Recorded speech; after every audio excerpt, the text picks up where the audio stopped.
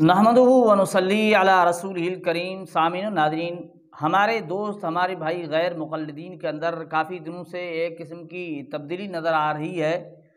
उसको हम महसूस कर रहे हैं कि यानी बहुत बदल चुके हैं, उनके अंदर एक किस्म की बड़ी तब्दीली आ रही है, लेकिन ये तब्दीली और कुछ ज़्यादा बढ़ गई है। वो कैसे हमें महसूस हुआ कि अब्दुल्ला नासिर रहमानी इनका बड़ा नाम है, उनकी एक वीडियो क्लिप सुनी, वो आपकी खिदमत में हम पेश करते हैं। आप सुन लीजिए कि क्या तब्दीली आई है। ज़रा अब्दुल्ला नासिर रहमानी साहब की छोटी सी वीडियो क्लिप सुन लीजिए। मैं ये बात कहता हूं, मेरा फतवा समझ लीजिए। एक बंदा तकरीर कर रहा हो और आपको उसके मनहज का इल्म ना हो, उसकी तकरीर सुनना जायज नहीं।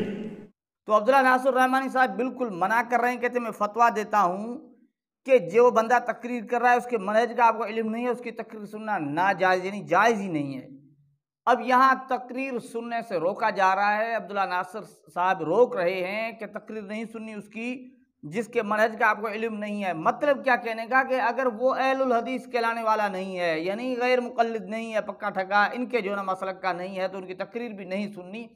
ये अब्दुल्ला नासिर साहब बिल्कुल ही मना कर रहे हैं, नाजायज़ कह रहे हैं, कहते हैं जायज़ ही नहीं है उसकी तकरीर सुननी, उसकी तकरीर सुनना जायज़ ही नहीं है। लेकिन इससे पहले इनकी ये बात नहीं थी, इससे पहले इनकी और बातें थी। ये इस तरह मना नहीं किया करते थे, रोका नहीं करते थे, बल्कि कहते थे, आप सुन लीजिए तौसीफ रहमान की छोटी सी वीडियो क्लिप के क्या कहते थे, पुराने दौर की बातें इनकी क्या थी, जरा सुन लीजिए। हम हर बंदे की बात को कुरान और हदीस के मुताबिक होगी तो मानेंगे। तो ये कहते थे कि भाई जिसकी बात कुरान और हदीस के मुताबिक होगी हम उसको ले लेंगे, उसको हम मानते हैं, उसको लेते हैं। ये उसकी पुरानी बातें थी। इससे बढ़कर भी उन्होंने कहा, क्या कहा, जरा सुन लीजिए तौसीफ रहमान को, फिर से सुन लीजिए। अगर दलील मिल जाए सबकी मान लेते हैं, औलिया की मान लेते हैं, पीरों की मान लेते हैं।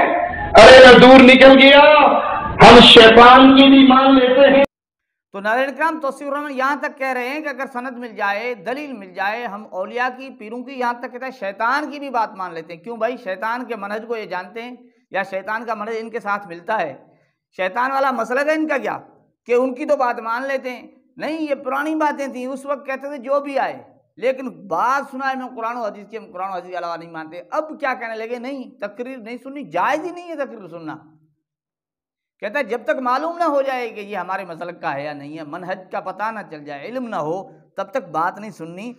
लेकिन अब वो तो बातें गई ना। अब जलालुद्दीन कासमी भी क्या कह रहे हैं, जरा सुन लीजिए।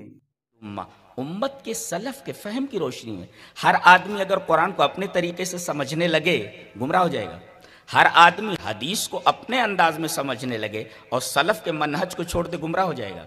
आज इंजीनियर मिर्जा को देख लीजिए।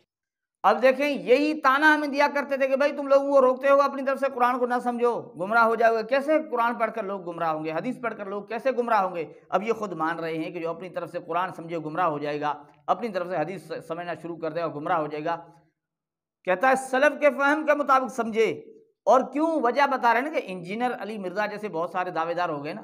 कुरान और हदीस का दावा करना बहुत ही आसान है, जिस तरह गैर मुक़ल्लिद कह रहे हैं। अब गैर मुक़ल्लिद जोर ये लगा रहे हैं कि और किसी की बात नहीं सुनी, हमारी सुनो, क्योंकि दावे तो बहुत सारे हो गए ना। बहुत सारे ये दावे करके लोगों को गुमराह कर रहे हैं, जिस तरह इन्होंने पहले किया। तो नाज़रीन इकराम, बात उम्मीद है कि आपको समझ आ गई होगी। गैर मुक़ल्लिदीन की पुरानी बातें नहीं रही, उनकी पुरानी शिद्दत नहीं रही, उनके वो दावे नहीं रहे, वो अपनी बातों से बहुत ही हट चुके और तब्दील हो चुके हैं। अल्लाह ताला हमें समझने की तौफीक अता फरमाए।